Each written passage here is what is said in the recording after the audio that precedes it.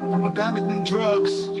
Hindi sila adik kung mahaba lang to ng oras. Sabi ng PNP chief, pero tanong ng masa, ito ba ang bagong Pilipinas o pati ba ang panluloko? Bagong Pilipinas daw, pero bakit kanto? Droga sa tabi-tabi, parang fast food sa kanto. May kinidnap na bata, hindi na nakauwi, pero trending sa news, mas ligtas daw today. May pulis na may mansyon na naka-Lamborghini, pero tanong na mahirap, paano yan nangyari? Korupsyon sa pwesto, laganap sa palasyo, mga magnanakaw ngayon ay senat mo. Ligtas sa panahon, di patay digo, may kapang kriminal, hindi umaas ng leon. Ngayon kahit umaga, walang dapat sa daan. Ito pa talaga ang bagong bayan, bagong Pilipinas daw. Pero mas ramdam ang hirap sa bawat galaw. Walang hustisya, walang pag-asa, baka bagong pintura lang to sa pulong na sistema.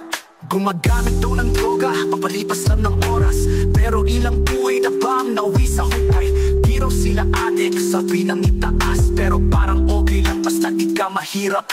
May kotong sa checkpoint, lagay sa lisensya. May opisyal na nagpupulsa habang nakamiti sa kamera. Sa TV may ngiti, pero sa likod ng pader may lihim na madilim, may kontratang palusot forever. Sabi mo bagong Pilipinas, pero bakit parang luma pa rin ang galawan nila? Mga dating sinisigaw ang disiplina, ngayon tahimik, baka kasi kasama na sila. Sa panahon, di tatay di ko, may takot sa batas, may respeto sa layon.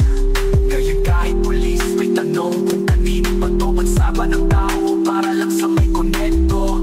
Bagong Pilipinas daw, pero mas laganap ang droga at korupsyon ngayon. Kung ito ang bago, huwag yun na kaming bulahin, baka mas okay tayong lumang may panindigan.